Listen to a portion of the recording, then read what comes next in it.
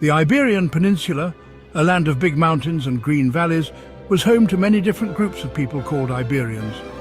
These tribes, each with their own ways and languages, lived across much of Spain before the Romans arrived. The Romans, with their powerful armies and advanced society, conquered the Iberian Peninsula, making it part of their huge empire. Roman rule brought big changes like the Latin language, which later became Spanish, and amazing buildings like aqueducts and roads. Rome's influence shaped Spain's culture and who they were for many years to come. As Rome became weaker, groups from Germany started moving across Europe. One of these groups, the Visigoths, made a kingdom in Spain. The Visigoth time, while full of fighting and trouble, saw a new Visigoth identity grow in Spain. This era also saw Christianity spread, which would become a very important part of Spanish culture. But the Visigoths didn't rule for very long, making way for a new part of Spanish history with a new group coming from the south. In the 700s, the Islamic conquest of Spain brought huge change. Muslim armies called Moors quickly took over most of the Iberian Peninsula, creating a smart and exciting civilization called Al-Andalus. Al-Andalus became a center of learning, with its capital, Cordoba, as important as the great cities of the East.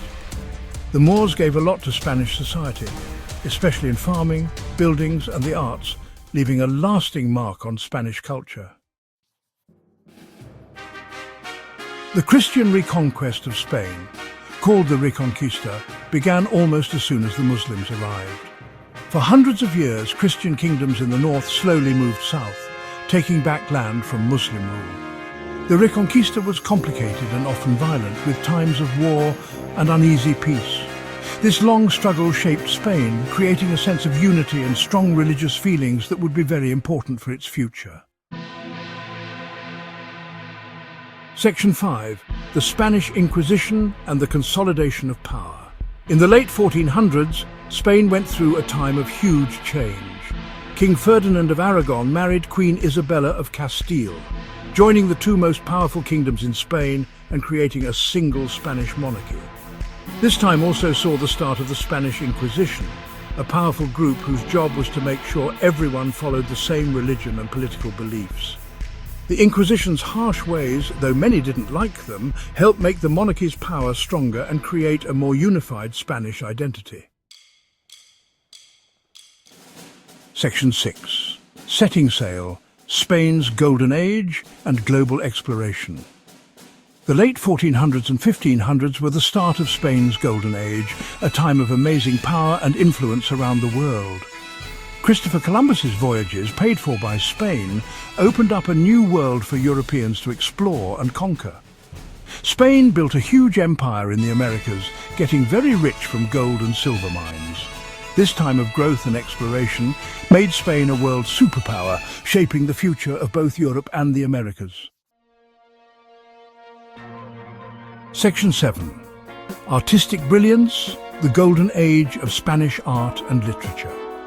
The Golden Age wasn't just a time of political and economic power, but also a time of amazing art and writing. This period, spanning from the late 15th century to the early 17th century, saw an explosion of creativity and innovation. It was a time when Spain was not only a dominant force in Europe, but also a beacon of cultural excellence. The flourishing of the arts during this era was unparalleled, with artists and writers pushing the boundaries of their crafts to new heights.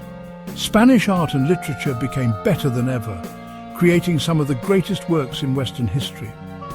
The influence of this period can still be felt today, as the masterpieces created during the Golden Age continue to inspire and captivate audiences around the world. The unique blend of religious themes, human emotion and innovative techniques set Spanish art apart from its contemporaries. Painters like El Greco and Diego Velázquez changed art with their new techniques and strong emotions. El Greco, known for his elongated figures and dramatic use of colour, brought a mystical quality to his works that was unlike anything seen before. Velázquez, on the other hand, was a master of realism and is celebrated for his ability to capture the essence of his subjects with incredible detail and sensitivity. Their contributions not only defined the Spanish Golden Age, but also left a lasting legacy on the world of art. Writers like Miguel de Cervantes, who wrote Don Quixote, and Lope de Vega, a master of plays, created works that people still enjoy today.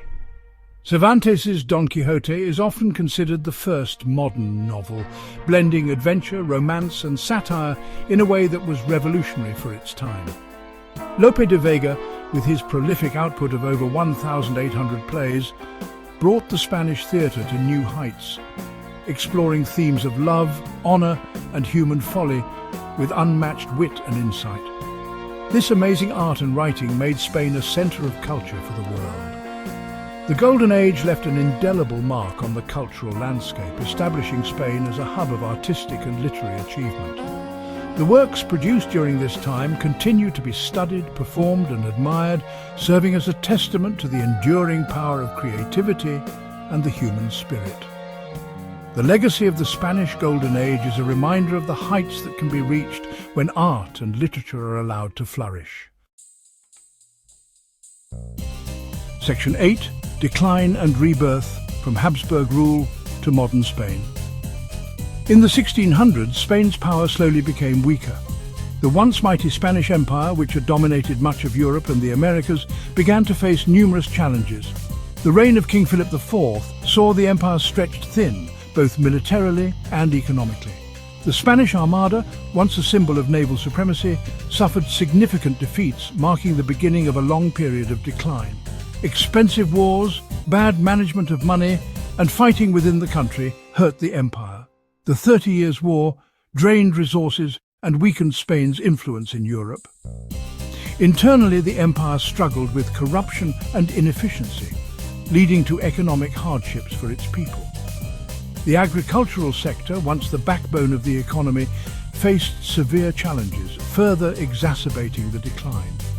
The Spanish Habsburg family, who had ruled for many years, lost power in the early 1700s, replaced by the Bourbon family.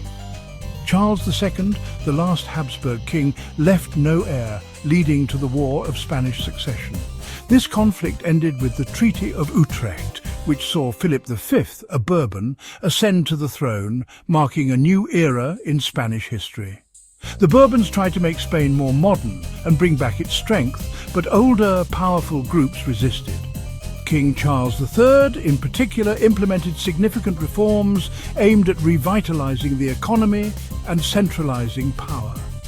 However, these efforts were often met with resistance from the nobility and other entrenched interests, who were reluctant to give up their privileges.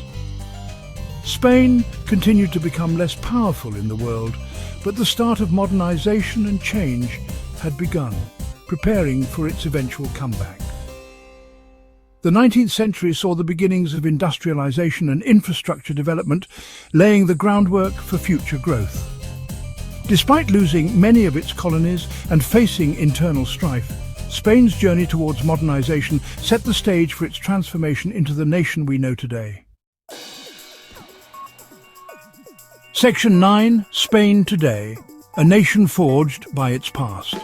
Today, Spain is a strong democracy, part of the European Union and a place tourists love to visit. The vibrant streets of Barcelona, the historic charm of Madrid and the sunny beaches of the Costa del Sol attract millions of visitors each year. Spain's membership in the European Union has brought economic growth and stability, allowing it to modernize its infrastructure and improve the quality of life for its citizens. The Spanish Parliament, located in Madrid, plays a crucial role in shaping the nation's policies and ensuring that democracy thrives. The country has changed a lot in recent years, becoming a democracy, modernizing its businesses and facing its complicated history.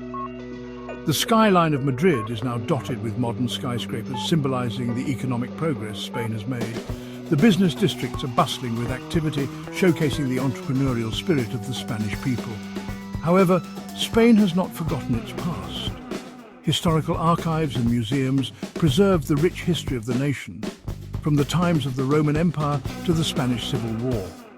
Political rallies and public debates are a testament to the vibrant democratic culture that has taken root in the country. Spain's exciting and sometimes difficult history from its early Iberian beginnings to its Golden Age and beyond, continues to shape who they are and their culture. The ancient Iberian ruins scattered across the country are a reminder of Spain's deep historical roots.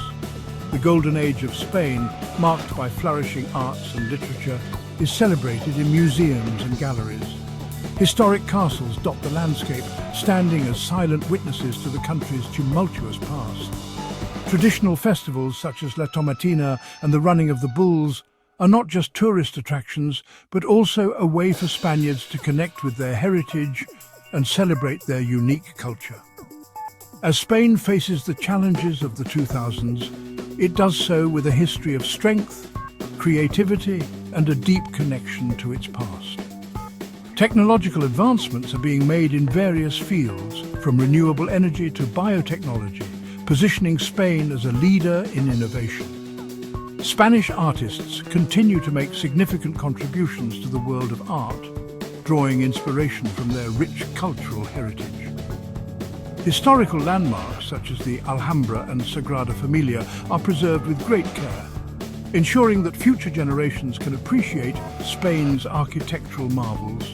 The cultural heritage sites across the country are a testament to the enduring legacy of Spain's past, providing a foundation for a bright and prosperous future.